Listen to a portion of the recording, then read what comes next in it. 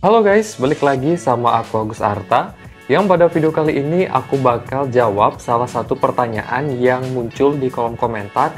Yang dia ini bertanya, Bang, berkas-berkas apa aja yang perlu disiapkan untuk posisi pengelola penanganan perkara? Oke, aku bakal jawab pertanyaan ini berdasarkan pengalamanku di tahun lalu ya, di tahun 2021.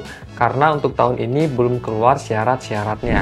Yang pertama itu ada surat lamaran yang ditujukan kepada Kejagung RI di Jakarta. Nah, untuk syarat surat lamaran ini tuh teman-teman nggak usah khawatir karena tahun lalu itu udah disiapkan template-nya di website resminya Kejaksaan.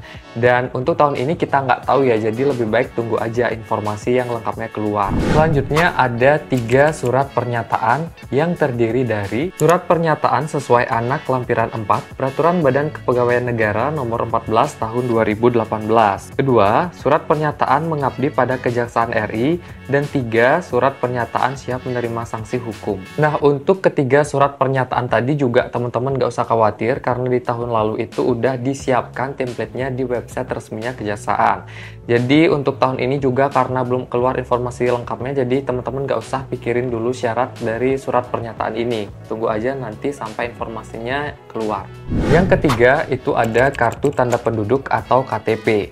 Dan buat teman-teman yang belum punya KTP tapi udah di umur 17 itu nggak usah khawatir, bisa diganti dengan surat keterangan telah melakukan rekaman kependudukan yang resmi dikeluarkan oleh Disduk Capil. Nah, buat teman-teman yang sudah punya KTP tapi alamat di KTP tidak sesuai dengan alamat domisili, teman-teman bisa buat surat keterangan domisili itu dari kepala desa atau lurah supaya membuktikan bahwa teman-teman itu memang berdomisili di daerah tersebut. Selanjutnya ada pas foto terbaru ukuran 4x6 berlatar belakang merah. Selanjutnya disuruh juga mengumpulkan surat keterangan tidak mengkonsumsi atau menggunakan narkotika, psikotropika, atau prekursor, dan zat adiktif lainnya yang ditandatangani oleh dokter dari unit pelayanan kesehatan pemerintah atau pejabat yang berwenang dari lembaga atau badan yang memiliki kewenangan untuk menguji zat narkoba yang dimaksud. Lalu ada juga scan ijazah asli atau STTB asli, scan daftar nilai atau surat keterangan hasil ujian nasional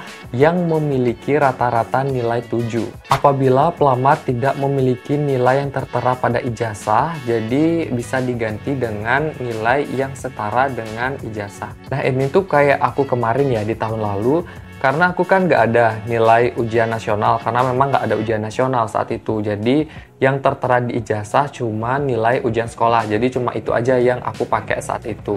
Dan ijazah atau sertifikat komputer minimal program Microsoft Office. Nah, kalau aku kemarin itu juga disuruh melampirkan scan SIM A dan juga SIM C.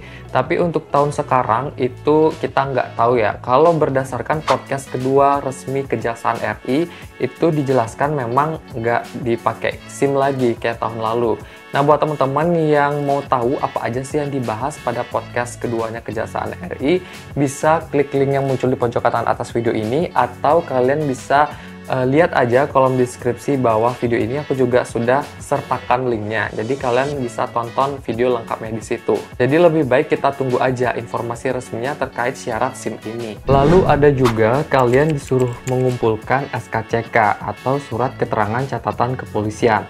Cuman kemarin ini aku agak bingung ya antara di awal pendaftaran atau di pemberkasan akhir untuk mengumpulkan SKCK-nya. Tapi seingat aku itu kalian juga disuruh memang untuk melampirkan SKCK pada saat itu. Oke, jadi itu ya teman-teman beberapa berkas yang harus dilampirkan pada formasi pengelola penanganan perkara berdasarkan informasi atau pengalamanku di tahun lalu. Dan untuk tahun sekarang kita tunggu aja, siapa tahu ada syarat berkas yang berubah. Jadi ini tuh bisa jadi gambaran atau bayangan buat kalian di kedepannya. Kalau kalian masih ada pertanyaan atau yang kurang jelas, bisa komen aja di bawah video ini, atau kalian juga bisa hubungi aku di Instagram, linknya juga aku udah taruh di kolom deskripsi bawah video ini. Jangan lupa subscribe agar kalian tidak ketinggalan informasi terbaru dari aku. Like dan share video ini. Terima kasih dan sampai ketemu di video berikutnya.